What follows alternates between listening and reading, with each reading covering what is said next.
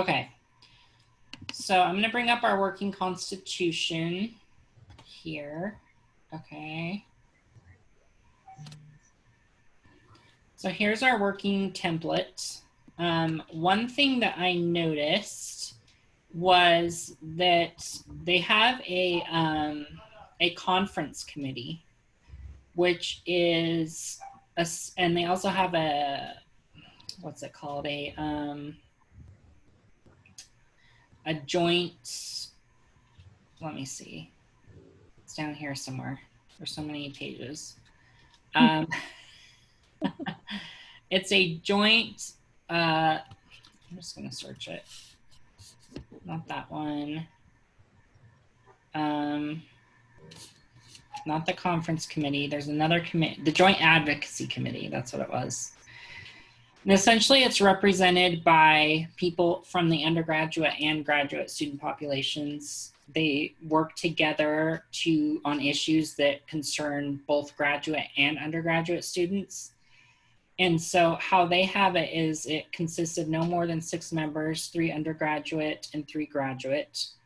And so the Joint Advocacy Committee shall be chaired by the OSG Vice President of Policy, and usually it would be the graduate student vice president of policy or something along that line, which we don't have since we're combining. So we need to figure out what we're going to put, we want them to work with for that committee. Should it just be the other VP? It could be. We can that do way both VPs get to work with the advocacy committee. Yeah. And another thing, let's see, there's one committee, I think it's the conference committee,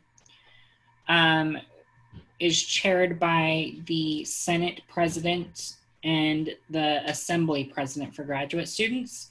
So I was thinking about, what do you guys think about the idea of having 2 Senate presidents? One Senate president would be elected by undergraduate students. The other one would be elected by graduate students. It's down here somewhere. So this is the elections director, which they also have. The conference committee is in charge of appointing and approving the elections director.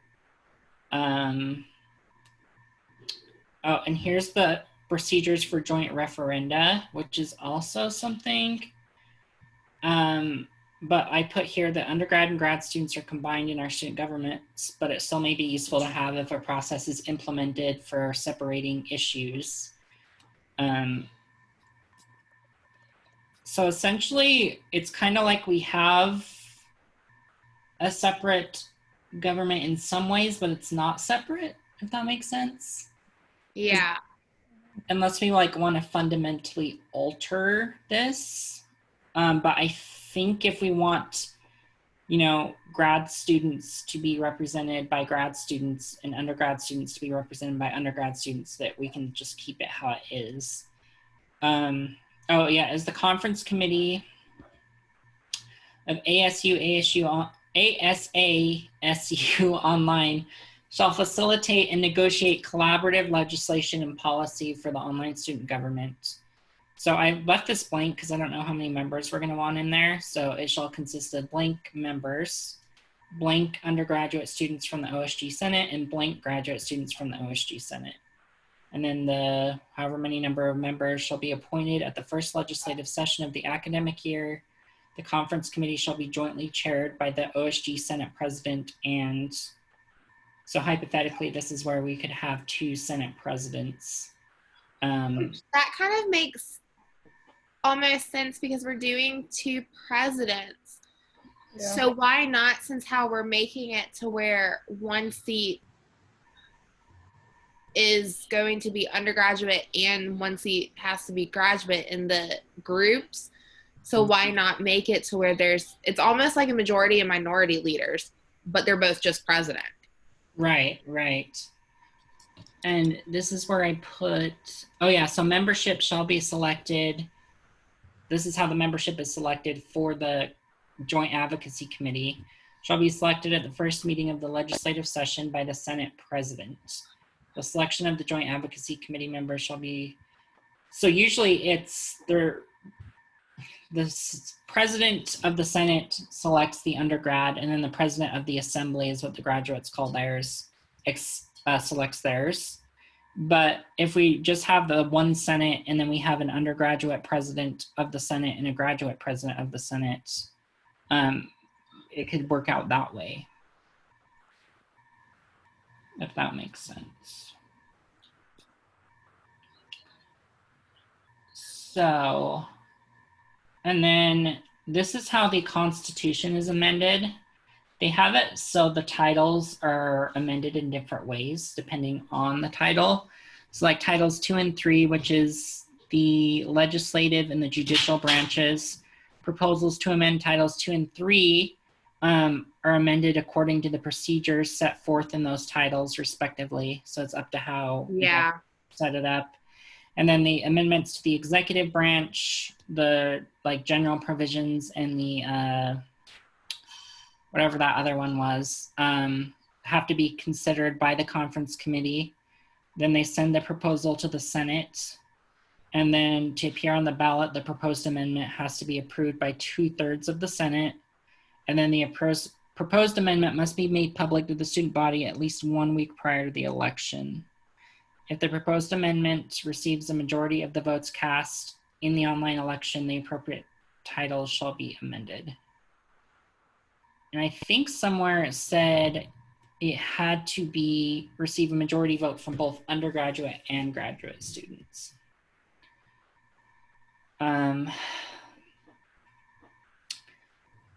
So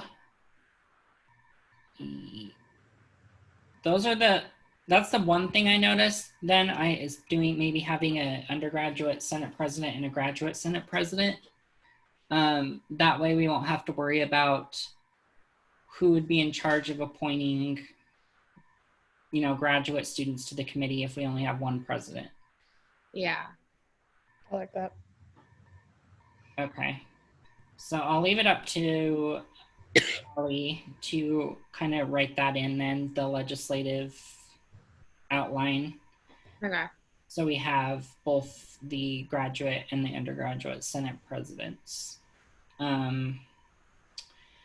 And then with the elections, I don't really know how they're going to be conducted. I assume it's going to be like on Sun Devil Sync, like maybe they do with clubs. But in the Constitution, it says the conference committee shall administer the selection process for the election instructor. And then the elections department, so the elections director shall have the authority to hire an assistant director or directors subject to confirmation by 2/3 of the conference committee. The elections director shall interpret and enforce the election and petition provisions developed and codified by online student government in their organizational bylaws and in Title II of the Constitution. And so this is the one I don't know if it'd be useful to have, but I mean, I guess we can keep it in there just in case. The elections department shall evaluate the mechanisms by which students may vote annually and shall investigate the efficacy and potential usefulness of new voting technologies. Because I think it's really going to be up to the university because we're online students, it's whatever way we vote is going to have to be easily accessible from our computer or wherever.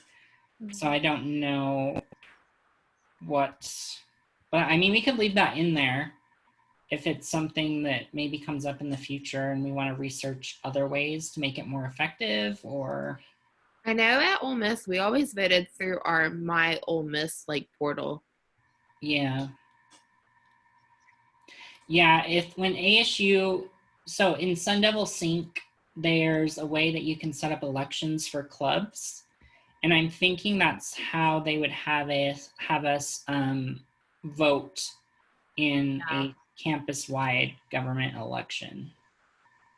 That would be the easiest. Yeah. So I don't know what the usefulness of that provision is, but I mean, we could also just keep it in there just in case. And then the elections department will advertise and promote the candidacy and election process. The elections department shall have the sole authority to administer OSG elections and referenda. So I honestly don't know what that's going to look like unless their primary duty would be to communicate with the administration to make sure the right people are on the ballots, etc. Because I don't think that there's anything that they can do administratively to, like, you know, actually add people's names. I think that's something that the administration would have to do, but they could at least make sure that the right names are being added and everything like that.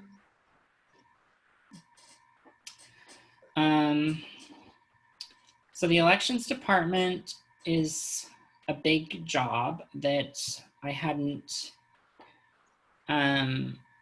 considered. I also currently have Kyle. He wanted to work on the election rules and stuff. So he's been like messaging me some questions and stuff about that. So he's currently working on that. Okay. He already has a election code written up. Yeah, he's looking over it and making sure, because it's specific with the positions and stuff. So making sure it like changes to like our 2 presidents and like that kind of stuff. Yes. And so how we're going to make it, how I understand it is, so we're going to have senators for each department or college, and some of them are combined. So are some of those seats, some seats are going to be allotted for undergraduate students and some are going to be allotted for graduate students. Is that right? Yeah, what we were thinking was that 1 seat would be guaranteed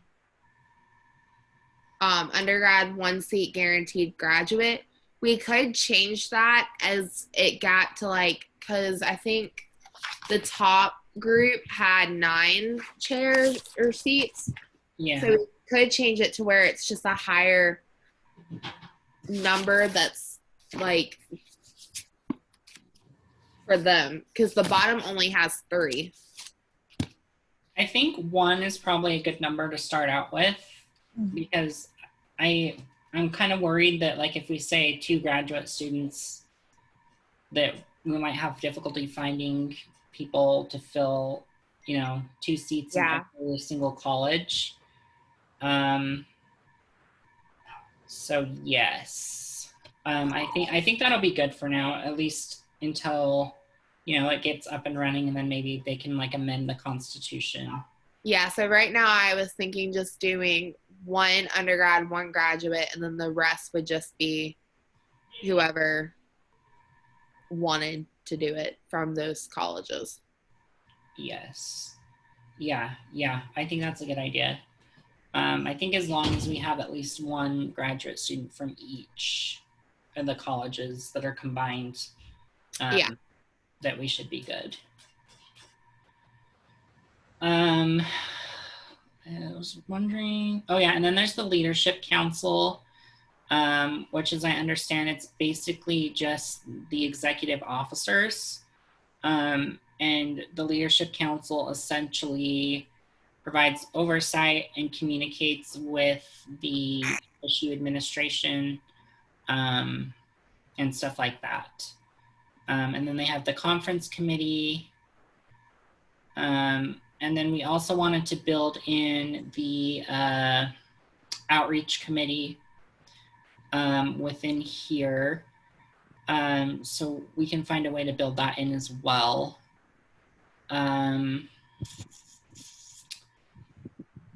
Yes, and then there's something with the Supreme Court, I think, that I was gonna, but yeah, with the Supreme Court, we made it, I just left the, I left it blank, so you can just fill it, so Rebecca can just fill in. I can fill in the blanks.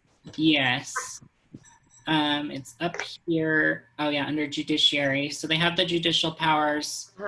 And then there's jurisdiction, composition, term, impeachment, removal, replacement, standing, decision. Don't need 90% of that, but okay. Yeah, we'd need jurisdiction, so we know which Right. I think we need. Opposition term. I don't think we're gonna need.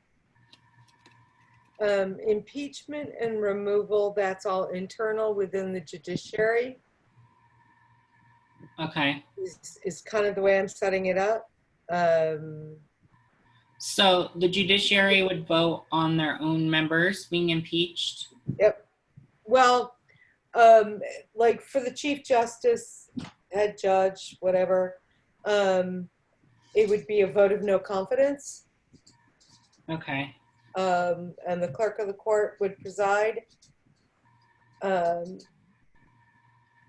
It takes, even in the real world, it takes an awful lot to impeach a Supreme Court justice. Mm-hmm. It takes a lot.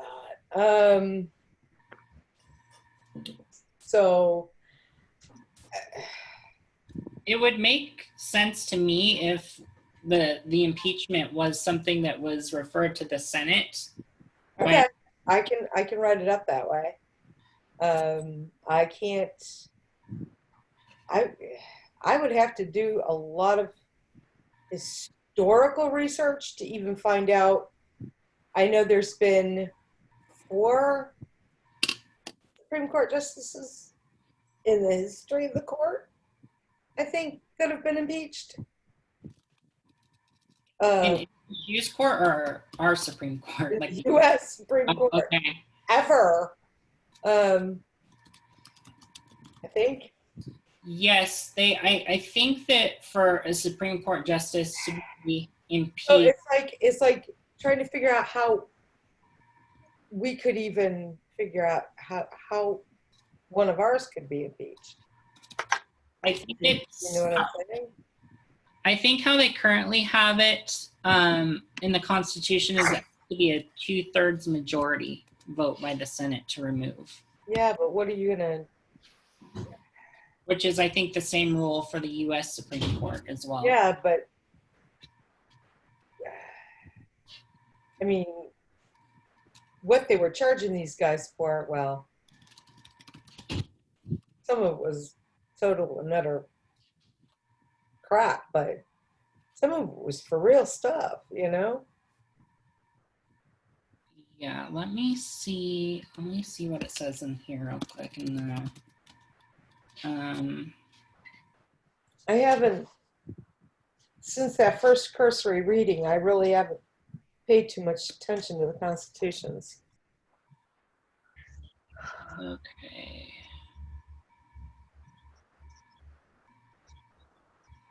Okay, so Reasons. That's a big, I mean, that's a big, wide open. mm-hmm. So you could edit it so it's more specific. But it says by a 2/3 vote of both Right. the Senate. Which is that's a regular. Okay. I was just looking at that going, but within the court itself, we can remove a Supreme Court justice for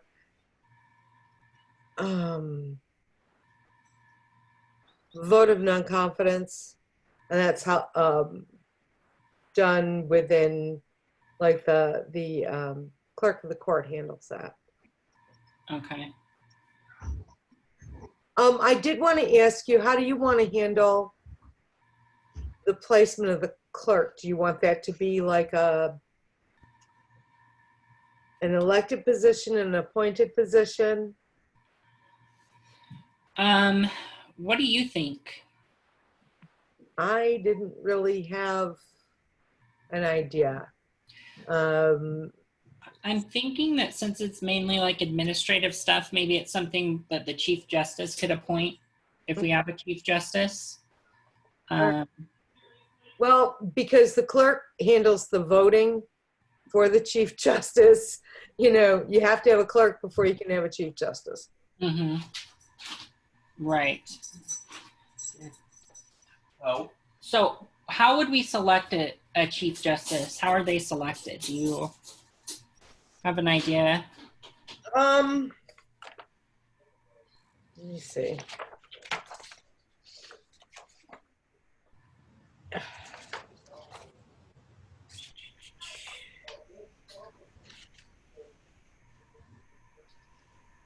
clerk of the court. Okay, and then it receives all the documents. Well, that didn't help. I don't think I even know how the U.S. Chief Justice is selected.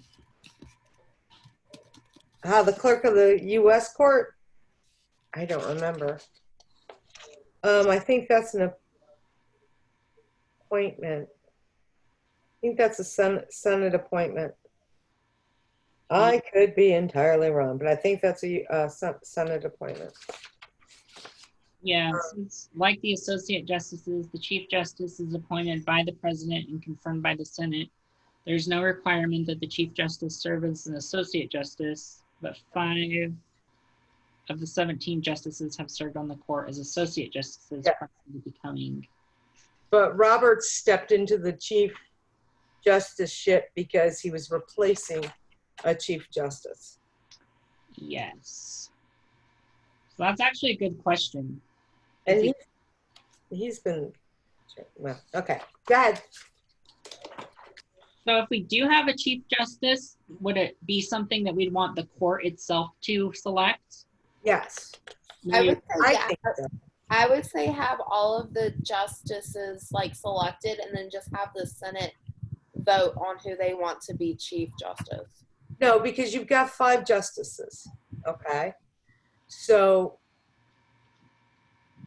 they nominate, the way it's supposed to be for the Chief Justice, okay, the way it's described in what I'm using as a template, which is the GPSA thing, is it says the Chief Justice will be selected at the beginning of the session by a majority of the justices. Voting will be conducted online. Voting will be conducted by the clerk of the court 48 hours following 1 week of following 1 week of deliberation before the vote. The justices will be allowed to self-nominate and may be voted in by a majority of the justices. Should a Chief Justice be subject to the loss of confidence amongst the rest of the justices, they may be removed by a simple majority vote. All elections and votes of removal shall be presided over by the clerk of the court. That makes sense. Yeah, I think it'd be a good idea just to have the justices select their own Chief Justice. And then that's probably the simplest way. And again, it goes back to that. You don't want anybody beholden in the judiciary. You don't want anybody beholden to anybody else. In the judiciary, or at least in the Constitution, it allows you to set up lower courts if you wanted to. I don't think we need to. But there's also the process of how we decide what goes to the Supreme Court. It said that any online or any student could make a case and take it to the court, but I don't know how they determine what's accepted. Well, that's something else that I'm working on. I'm trying to figure that out. Elections.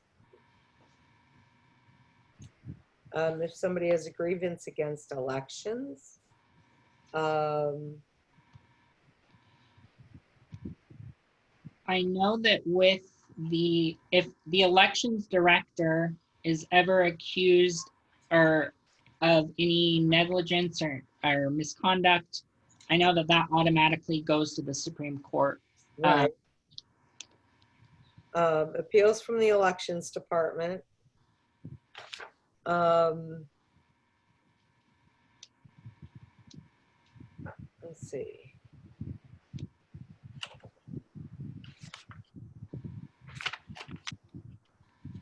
So I think we have like the skeleton and everything. It's just a matter of filling in the blanks. Yeah, and it doesn't give you a whole lot. I'll tell you what.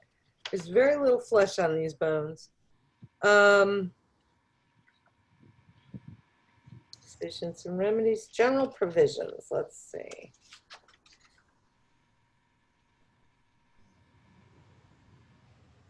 Yeah, no, that's about it. Elections. Could be deciding stuff about bylaws and the constitutionality of bylaws, Mhm. changes to the bylaws, stuff like that. In the U.S. Supreme Court, is it only 4 justices that have to vote for a case to be taken? Yeah. So it's less. It just has to be a There's minority. 5 there will be 5 sitting. 4 have to vote to take the case. Okay. And they rotate that in and out. I love political law or political history. It's so much fun. Oh, sorry. Yeah. No, yeah. Yeah, I think that's. Would you want it so there would have to be a majority, so there'd be 4, or would you guys think we could do like 3 even? I think we could do probably Okay. simple majority. It works. Don't we want to work it on the KISS principle. Keep it stupid, simple. Okay. Well, I mean, I think that we have pretty much everything worked out in terms of like kinks and the only thing that we need to determine is how many people we want on the conference committee, which would fall under your umbrella, Allie. How many senators are we going to have in total again? 20. 20. So should we do like 2 and 2? So maybe like 4. Mm-hmm. For the conference committee, okay. So we'd have 2 undergraduate students and then 2 graduates from the Senate that would sit on the committee. So, Are all the committees appointed? So the committees, I know we talked about that, but I don't remember exactly what we said. so how the committees are working is essentially the president of the Senate is the one that appoints them, Okay. but they have to be senators. But with outreach, I mean, I know that we're working in outreach in there. So I don't know, Roxanne, do you think that with outreach, the people on the committee, would you want them to be senators, or would you want us just to appoint people that aren't senators? I'm sorry, I thought my microphone was muted. And Oh, no, you're fine. I think that I just feel like we won't have enough senators because now we have so many committees that we're going to leave in. Mm-hmm. I feel like we could open it up to like just anybody really who wants to. But definitely like the leadership position should be obviously the appointed leadership. Okay. I don't know. What do you think? I don't know. I'm trying to figure out how we can do this in a way that like makes sense and that's fair.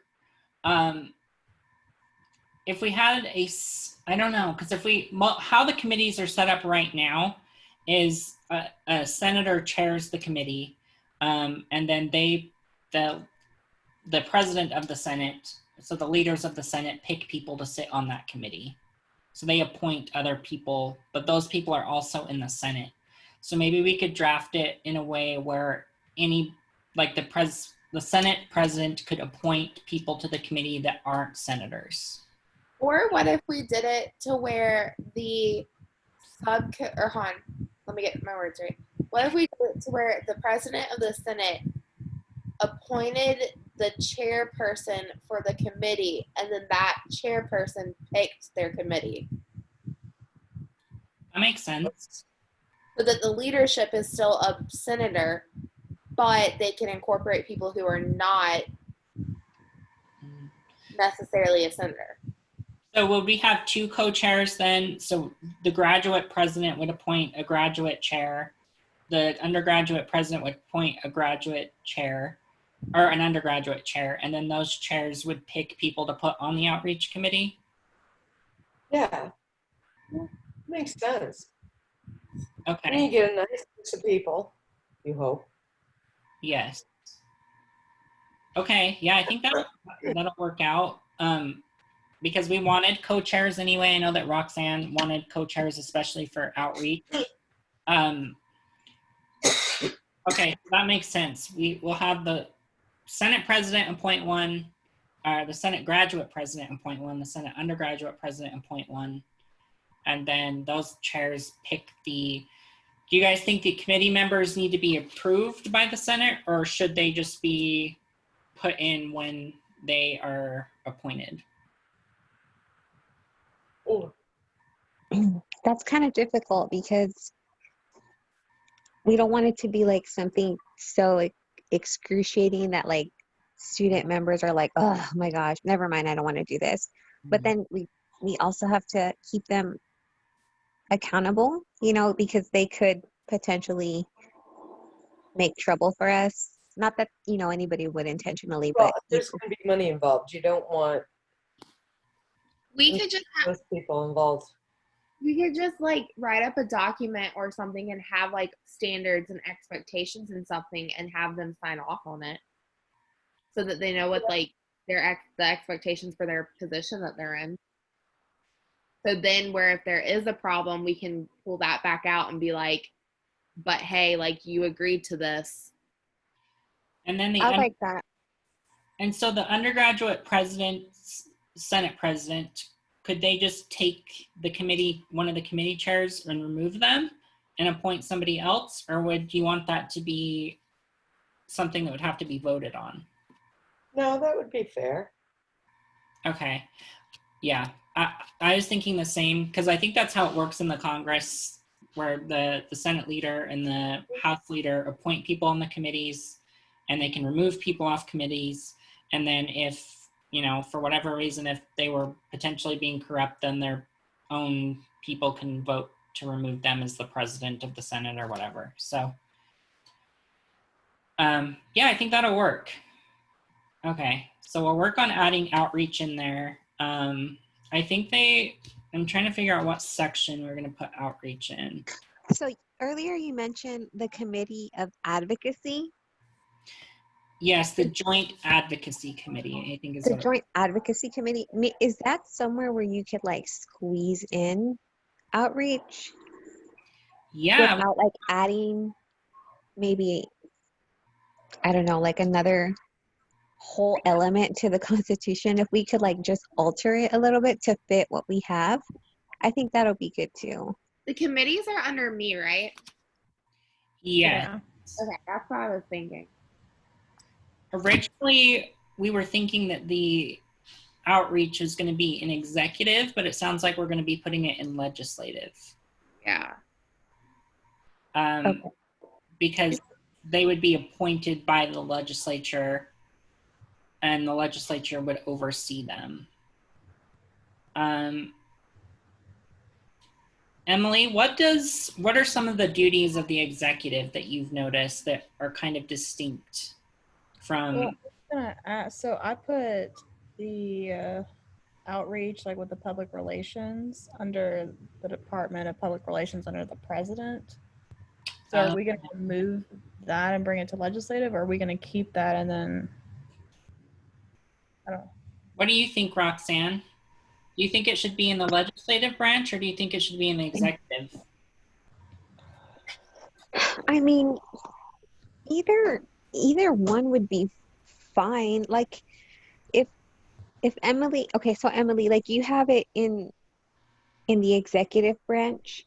Well, I guess we could like do, so I have all the departments under, you know, the president, and the VPs. Do we want to make the departments a legislative piece, or do we just want to keep it executive? Because we're going to keep, if other departments are executive, we should probably just keep public relations department in as executive too.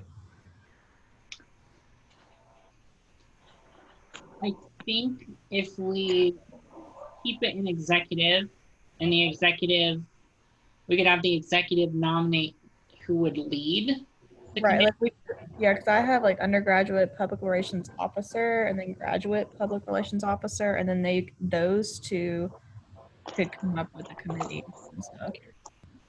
So could could that potentially be like the outreach positions? Right, that was what I was thinking. And Okay. those just go Okay. executive. Yeah, if there's already an existing position for like public relations, like that's pretty much what we do now, so there's no need to add like outreach on there because that would generally fall under public relations anyways. Yeah, that's why I put that in there. Are the chairs of the public relations committees and the departments, do they have to be approved by the Senate, or are they just appointed? That's what I was gonna ask. Pretty sure, I'm pretty sure all of the committees are like appointed. So are like the officers of each department appointed too? It depends how we want to do it. I think we can do it how we want to do it.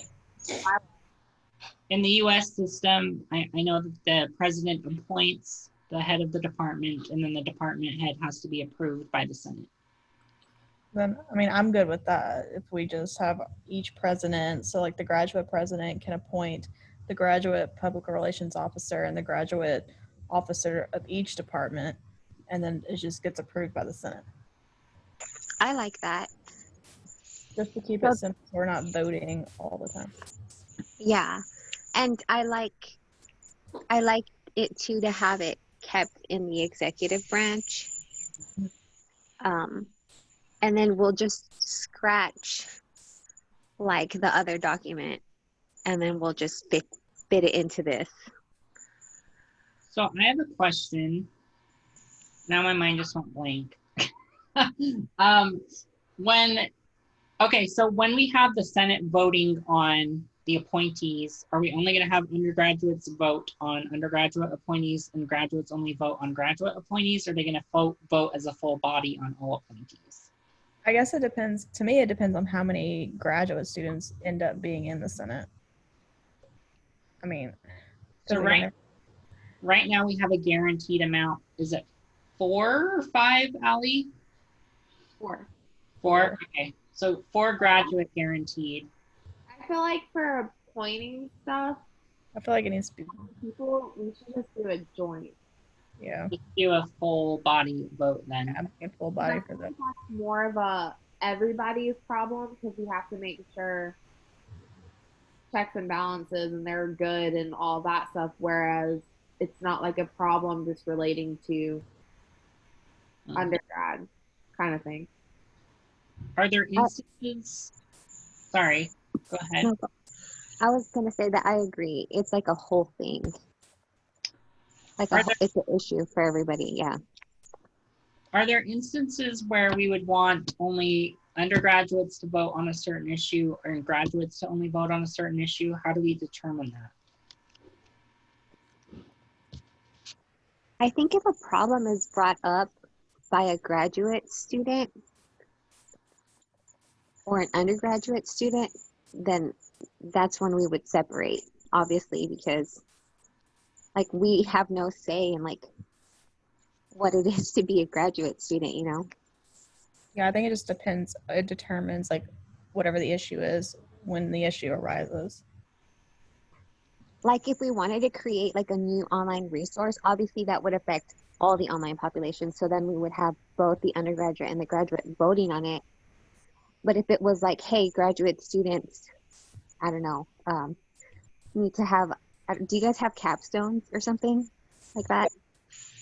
Yeah, like capstones and theses and Like, yeah, thesis statements, or, if it was something relating to that where we obviously don't have to do, then hyperventilating then it would be appropriate for them to just vote on it, obviously, because we don't know. We don't have thesis statements we have to publish.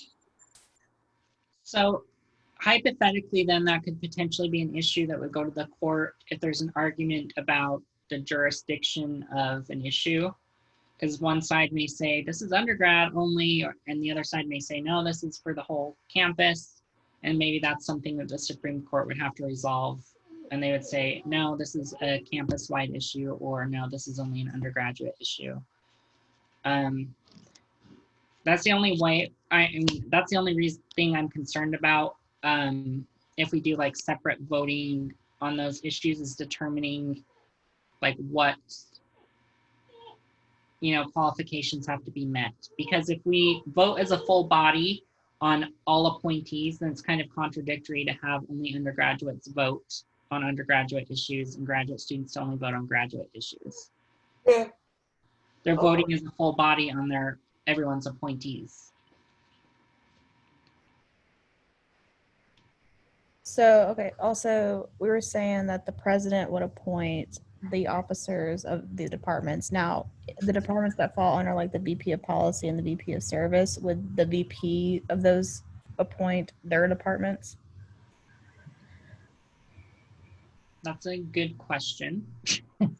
I feel like it makes sense if they appointed. So, like, I put like the Department of Legislative and University Affairs under the VP of Policy. So I feel like the VP of Policy should appoint their department head. So does the president oversee all departments? What is the president's role in this?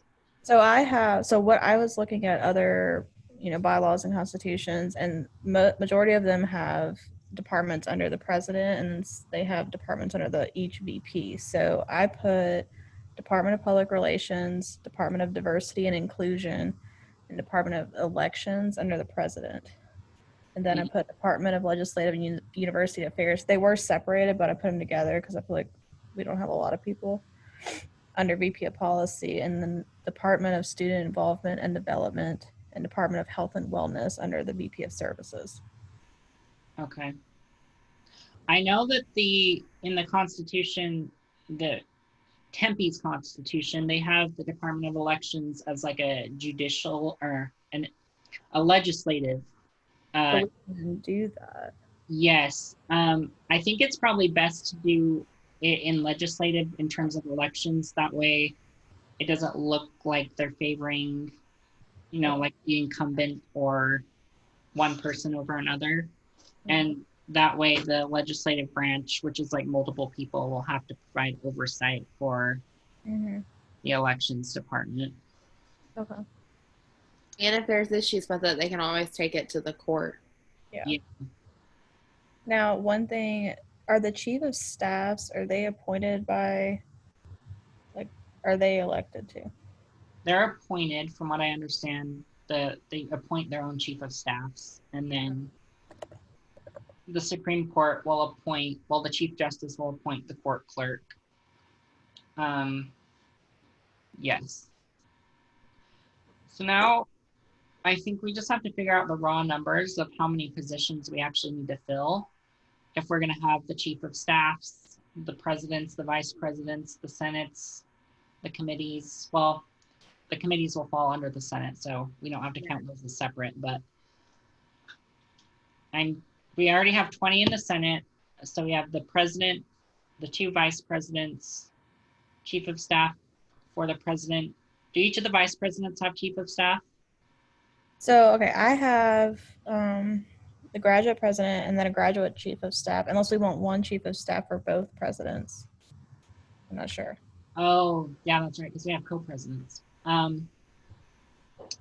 We'd probably want a separate chief of staff. That's what I was thinking. You're going to have somebody that's like way too busy. Right. So I'm thinking, so I had graduate president, then the graduate chief of staff, undergrad president, undergraduate chief of staff, then the two VPs, but they don't have the chief of staff or anything. And then the Senate graduate president, the Senate undergraduate president now. And then I guess, are we going to have a Senate clerk for each of them? There's not a Senate clerk, but there's a court clerk. Do that. So that'd be like around 28, almost 30 positions. And I think that we'd be able to fill that. I think so too. Like of active people? like now, if we all if we all appointed ourselves, Mhm. we would be able to do it. Yeah, I don't think we'll have a problem. I think we're roughly about 30 positions that would need to be filled, including outreach. So I think that we'll be good. I think that's probably the perfect amount for right now for just starting out. Yeah. Oh, and then we have the justices, which I didn't include. So that would be around 35. Yeah, somewhere. Plus, yeah. So, are we allowing the outreach to be swallowed into the PR, or are we gonna still try to have them be like another thing? I almost want to say we should just let them get swallowed and like the outreach become the public relations department. Yeah, I agree with that. Like I mean, because outreach is sort of basically public relations. PR. So Well, Yeah, definitely. maybe we can just rename public relations as outreach. Yeah. And so our government will be a little more unique because they'll have like public relations, but we'll have outreach. But it's basically the same thing. It's just a different name. Mm-hmm. Would you be cool with that, Roxanne, or would you prefer it to be under public relations? I think public relations is okay, especially since it's gonna fit the mold. Okay, let's just keep it public relations then, and then we can incorporate outreach in under public relations. Yeah, Okay. that sounds good. So those get appointed by their respective VPs, right? So yeah, the public relations would get appointed by the president. Okay, by the president. That's one of the departments under the president. So. So the undergraduate president would appoint one, and then the graduate president would appoint one, and then the people that they appoint will pick the people that are on the committee. Mm-hmm. How many people do we want on the public relations committee? I mean, I guess it all depends on like how many or what projects they want done. Like, I think like Welcome Week will be something that we do every year. And just like general outreach, you know. But since we have so many other positions, like chief of staff will take care of probably, well, I don't know. I mean, I don't know. I think it'll be fine with like 6 members. Right? Is that too many? 6 senators? Would that be 6 including the chairs or 6 plus the chairs? No, 6 including the chairs.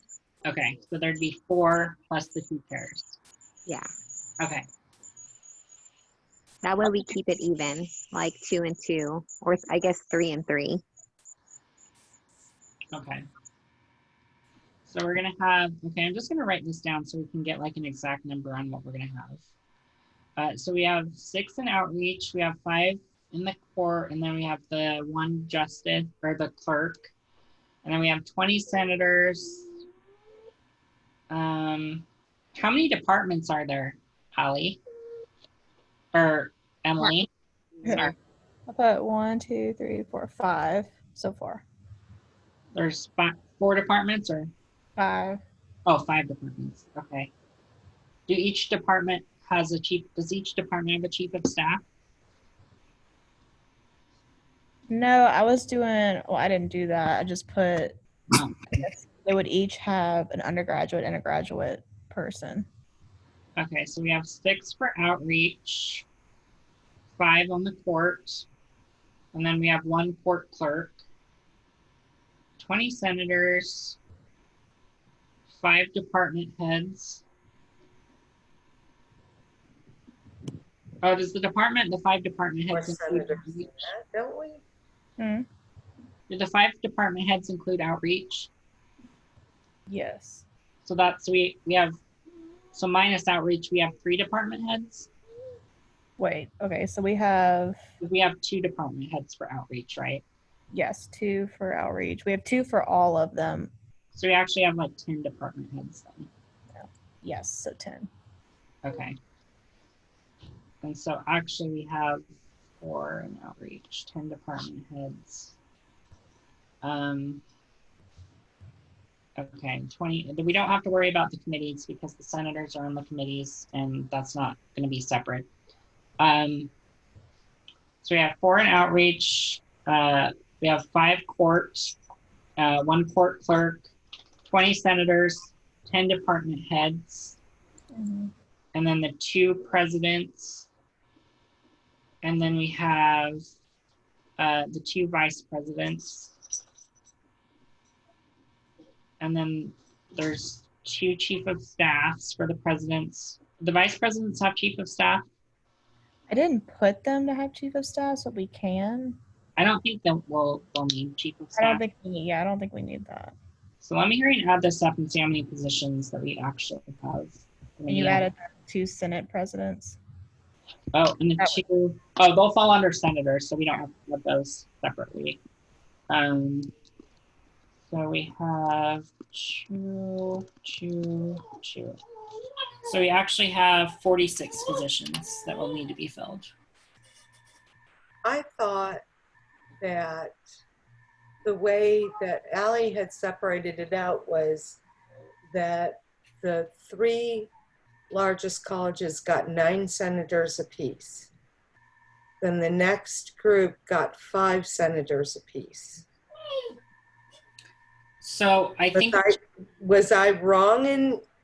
It's as a group. So like the 3 colleges at the top, between the 3 of them, they all have 9. Oh, okay. yeah, she combined the colleges so they wouldn't be swallowed by some of the bigger ones, and just in case that we couldn't get somebody from every college. Okay. Part of the, yeah.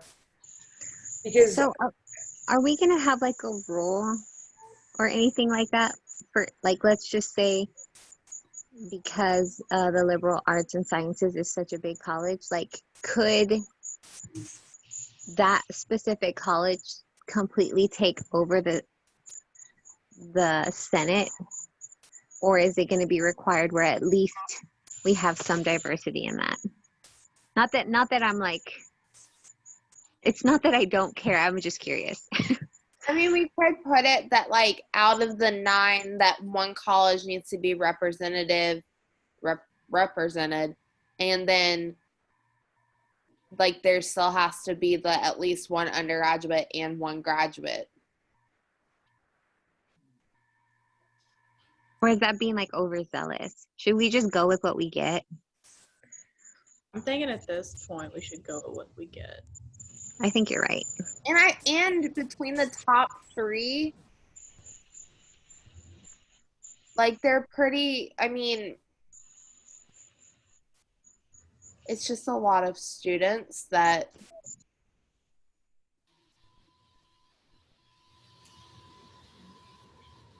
and there's only like there's not a lot of difference in like I don't know what I'm trying to say, never mind. It's late. It's midnight here. yeah. I think I think at least initially we're just gonna have to go with what we can get, because I don't know if we can, or we're gonna be able to fill from each college. Because eventually I would love to see like each college has to have like 2 senators kind of thing. But I feel like coming out of the gate with asking like the Innovation and Society College with 91 people to have 1 undergraduate and 1 graduate. It's just not going to happen. Yeah. So what I was thinking was maybe taking one of the larger colleges and matching it with one of the smaller colleges to boost their numbers. But then you would be looking at the same thing where they Yeah. wouldn't have any representation. Yeah, which is kind of how we got where we got. So in this way, Okay. we're at least limiting the larger groups and giving the same amount of representation to the smaller groups. Yeah, yeah. That was my thought process behind it. Yeah. So in terms of marketing this, right? How should we do that? Like when we take our proposal that first week of August and they're like, yeah, cool, let's do it. Do we have to have those positions filled already, or like can we get the our proposal approved and then market? I thought we had to get our proposal approved. And Yeah. That's a good point, though, because I think at least maybe we should start saying what positions we're going to have. You could do an interest form. Yeah, I think that maybe we should at least start saying what positions we're going to have when the government is established. So we're not going to be operating on like this time frame to be able to get all those positions filled. Hopefully people would have already been thinking about it before it's been approved. Yeah.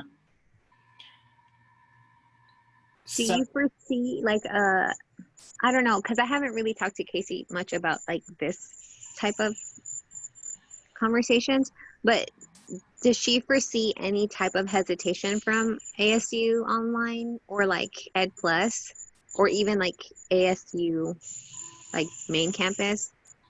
No, but from what Casey has said, the ASU leadership is thrilled and excited, and they want to do this like as soon as possible. And I think it more sounds like they're relying on us to Have our stuff together. I think they're kind of nonchalantly wanting us to get all this crap put together so they can Pat themselves on the back. Yeah, so they can say this is what the students presented and etc. Now we're going to do it. So no hesitation. She said Cyril saw that article in the state press or something, and he was thrilled, and he was going to send it to, or the Ed Plus saw it, and he was going to send it to Mark Searle, the provost. So they're very enthusiastic about this. Okay, Lawson, I have a stupid question. So I know at other campuses they have like the same constitution, but then they have the bylaws. So like for what you've done already, is that the constitution where we need to do bylaws separate, or the bylaws basically in here? Because I saw that there was an Article 8 bylaws, but then it went into like other stuff too. So I think the bylaws are separate from the Constitution. But the Constitution like supersedes the bylaws. So Yeah. Think of the bylaws as like the first time amendments. I started typing up the bylaws. I have too. That's why I was making sure you hadn't already done the stuff that I had done. I'm gonna hurry. Let's see.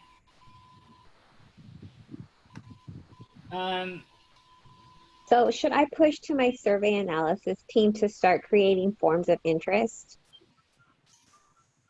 Yeah, I think that's a good idea. I'm just trying to think.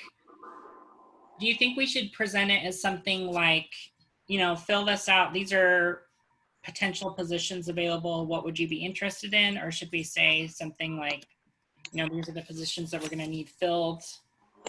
I don't know. How do you guys think we should go about it? Student government is coming your way. Well, also here's to do. question. What happens if we have 20 senators? What happens if 40 people want to be senators and then nobody wants to be a justice and nobody wants to be the stuff under the executive branch? Would we then allow the people who did not make it to the Senate to be something else? I mean, we don't have a choice, but That's a good question. Whether or not we're going to allow people to run for more than one office, I guess, is kind of your question. I don't really know. Sac State did. That's a good question that I don't have an answer to. Sacramento State did. Undergrad. Okay. I don't think they have much of a. In something I've read, it says like if you're gonna do a position, then you have to like quit your senator seat and stuff like that. So that But I know that's, it's our first time. yeah, but that's different than running for two positions, hoping to get elected for one. Yeah. You know, it's sort of like running for Senate and running for president at the same time. Yeah. You know, talk to Marco Rubio or Ted Cruz, because they've both done it. Welcome to American politics. My thought is, I don't know. It's going to depend on how many people that we're going to have interested. So we do in the event that something like that happens, should we basically be like run for the number one position that you want? And then if we have empty spots, we then do like a special election to fill those positions. I think that makes sense. I think if there's an event where a seat can't be filled or somebody resigns, we do a special election. So maybe just have people run for the seat they want. They don't get it, then they can run in the special election. Does that sound reasonable? Well, this whole thing's going to be a special election. Special elections. We're all special. That's why it's just fair. And so I think once we do market that we have these positions available and that this is happening, because we're still like student, like an advocacy group. Mm-hmm. So I think once people know like, hey, this is happening, y'all, we're ready. We need people.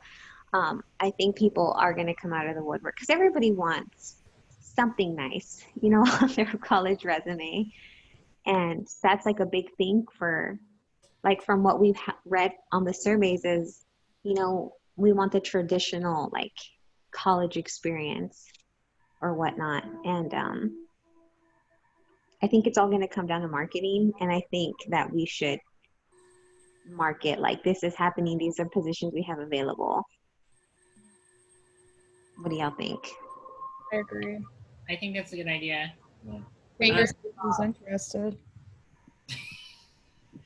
Yeah, Roxanne, I'll leave it up to you and Outreach to kind of, you know, market it how you think would be best received. I think you guys are good at that. So if you need any advice though or anything, just, you know, reach out to us and maybe we can give you some advice. But you guys are good at what you do. So just market it however you think is going to be the most effective. Are there anything else that you guys want to discuss before we head off? I had something, but if anybody needs to go, I don't want to hold you. Allie asked me to take a look at the election code and maybe start writing up some stuff to make it applicable to ASU Online. So I pulled up the ASU undergraduate student government election code. And the way it reads is that it, like if there's a hierarchy, you have each campus's constitution, and then superseding that, you have the election code. So it looks like it's applicable to all campuses, which makes me think that it would be applicable to us as well once we get into it. So there's just like a couple of issues, like some of the positions that we have, like the 2 presidents, or I wrote it all down somewhere.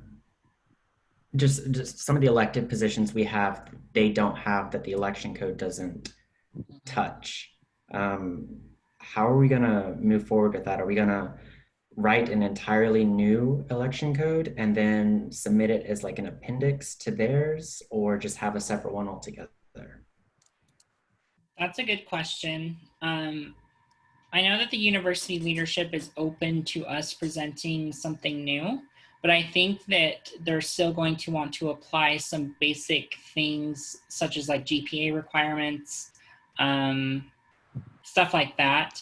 But I think they will be receptive to maybe amending, or maybe we should develop, even like you said, our own election code and add it like as an appendix or something. So that's actually a really good point. I think that might be a good idea that way. So when we present it to them, we can say, we consider the election code, we've adjusted it to meet our, specific needs. So I'm glad you brought that up, Kyle, because that's like a really good point, something to consider. That was my thought process, was that since the election code currently is suited for their positions and their bylaws and stuff, because they pretty much all have the same positions, and we're going to be coming in and we're going to be having our own unique positions, that we're basically going, and how we do things is going to be same but different, that we're going to need our own unique election code. Right. I think with the election code, it's probably best to adjust the stuff that we have to adjust, like the co-presidents and whatnot, but keep the things that could apply to us as much as possible, like GPA requirements and stuff like that. There's a lot about like campaigning in person that isn't necessarily applicable to us. But the other major speed bump is like if there are any violations of the election code, or there's a discrepancy that you want to report, there's a board that is elected or appointed by each of the presidents from each campus that oversee that. So that's also another speed bump that I foresee if we're part of it, but we also have our own election code who oversees it. That's when we draft our election code, I think we're gonna have to tailor our, about campaigning on social media, what the rules would be if we do like Zoom campaigns, or I don't know, what it's gonna look like we're the only second campus to ever do this. So we're gonna have to kind of be innovative, I guess, and consider how campaigning would work in this kind of environment. I assume that there could be lots of Zoom meetings, like Zoom discussions or town halls, and also maybe campaigning on social media, like in the Facebook group, Sun Devils Connect, etc.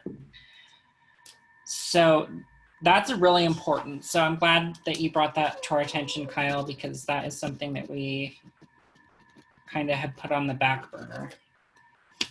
Oh, Kyle, day one already killing it. I know. No, Kyle. I sent you an email, by the way, Kyle. Oh, okay. Thank you, Rebecca. Okay, so yeah, I think that we should work on, do you guys think that we should add like an appendix of our own election code? Our very first appendix. Yes.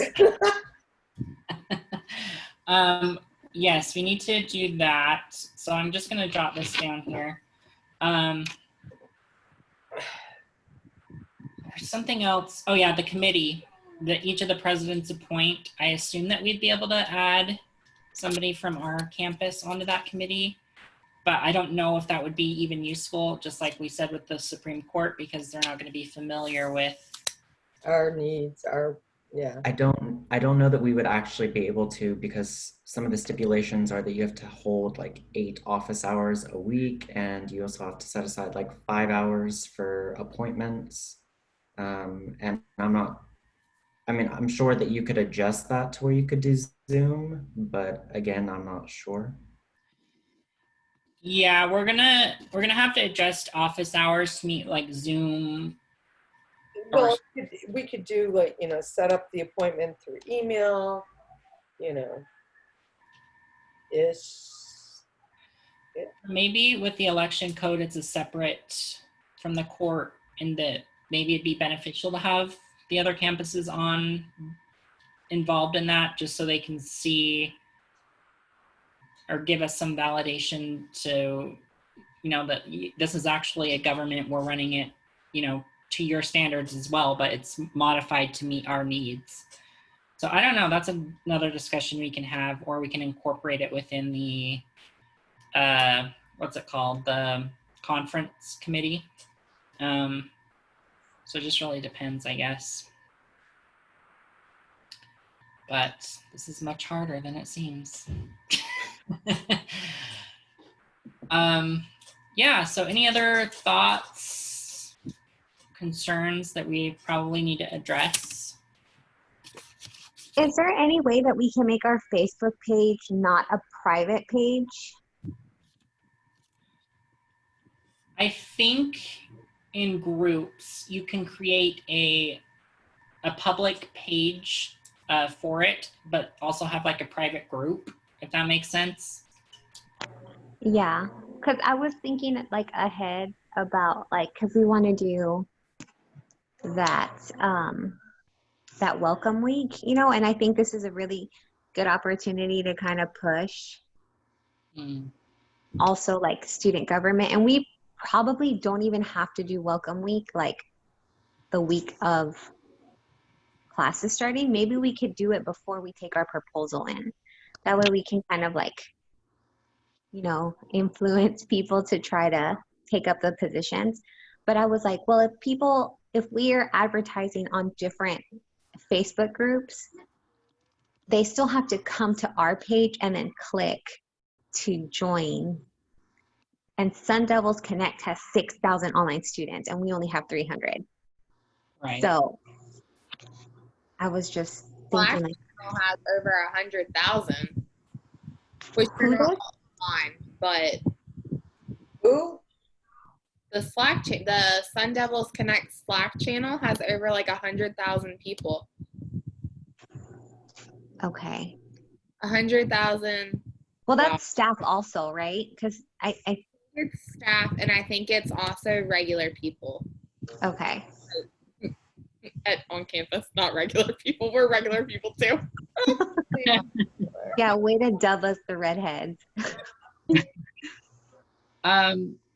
Yes, that's a good idea, Roxanne. So were you thinking about creating a Facebook page in addition to the group then? So we have like a public page people can see even if they're not in the group? I was thinking that we could do that. Okay. Who runs Sun Devils Connect?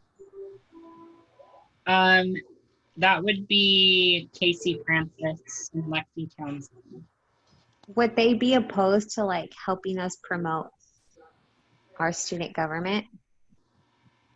No, I don't think so.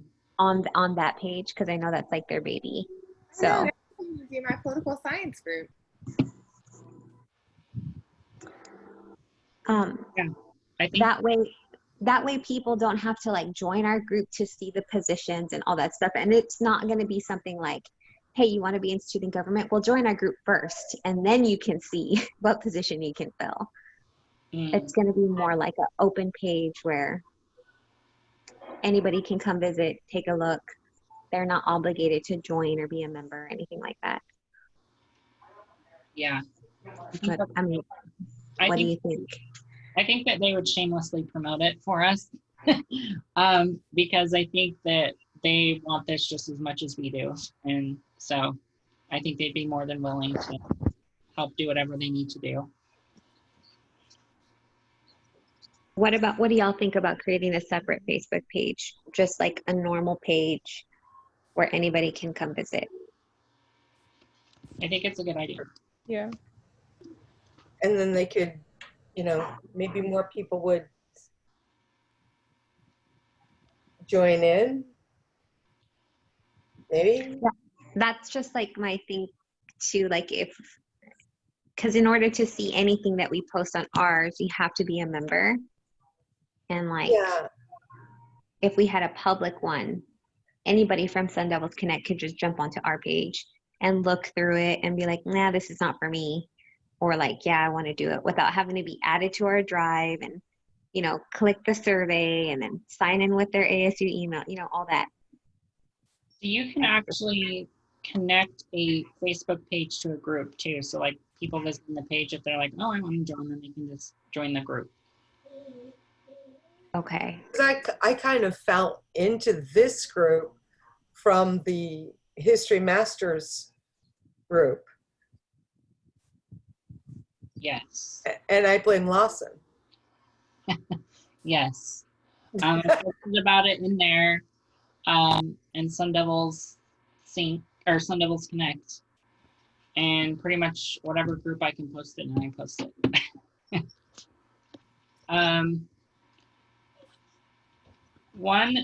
What would we want the name to be? Would it be ASU Online Student Government?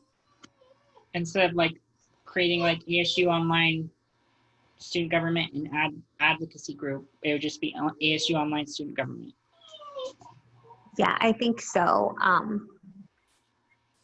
Because I mean we are going to be a student government, so Yeah.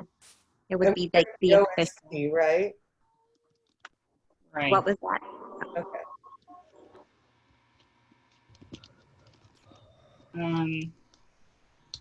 Give me 1 second.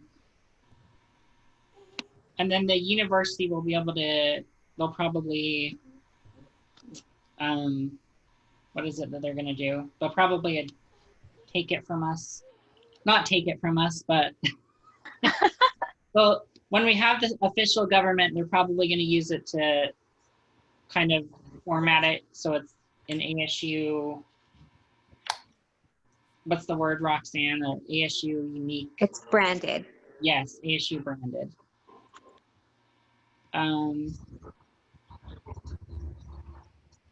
So Roxanne, I'm just gonna add you on. I made the page real quick. I'm gonna make it so you can add anybody on this and just you guys do what you want to do with it. Okay, perfect. So I can just like I can invite all of our members, right, to like the page. Yes. Okay, cool. I'll figure this out after. So, any other last thoughts or any questions? That's my dog whining in the background. Sorry. Anything else that you guys want to add or discuss? So when this actually goes to when we're looking for people to run, and this is just me speaking from someone who doesn't have a lot of like student government experience, and you guys are amazing. All of this constitution that you guys are writing is awesome. I feel like I'm here for a morale booster, but is it possible to list job descriptions? I know you touched on that, but for just the everyday online student, I'd like to be able to read and see where my skills would be applicable to, where I may not necessarily know what, what each of the different branches would be. Is that something that you guys were already planning on having, kind of like a job description? Yeah, so within the Constitution, we're gonna provide, kind of like a job description and outline the duties and everything that people would be doing. So public outreach, if you're getting into public relations or whatever, that's something that might be useful, or something that you might be interested in, or so yeah, there will be like job description type things and stuff like that. Okay. Thank you. Yeah. Any other things? I was just gonna say, earlier when we were talking about the election code, I went ahead and I had started on it earlier tonight. So if you go in the share drive and then under legislation, it's just the first page right now, but I'll probably work on it a little bit more tonight and then some tomorrow. Okay. Yeah, that sounds great. But feel free to leave notes and make changes where you want. And Allie, can you invite Kyle to the drive? Yeah. Oh, are you in the drive already? Yeah, Roxanne added me earlier today. Oh, okay, perfect. Okay, well. The bylaws, I started typing up the first part of it. They're in the drive too. Perfect. So I'm going to write up the executive part, and then Allie, you can add in the legislative, and then Rebecca, you can add in the judicial, and then I'll write up the rest of it. The judicial is up. It's not complete. And Okay. I also up, it's in a folder called judiciary. Oh, so Okay. brilliant. I can grab it from there and put it in here. Yeah, and there's also a copy of what I'm using as a template. So, which is the GPSA thing. All right. Okay, well, I'll let you guys go. So I think that we made a lot of progress. Now we're gonna have to just get this all whipped out before the proposal. So, That's wrong. okay, well, I'll talk to you guys later. We'll see ya. Bye, y'all. Bye.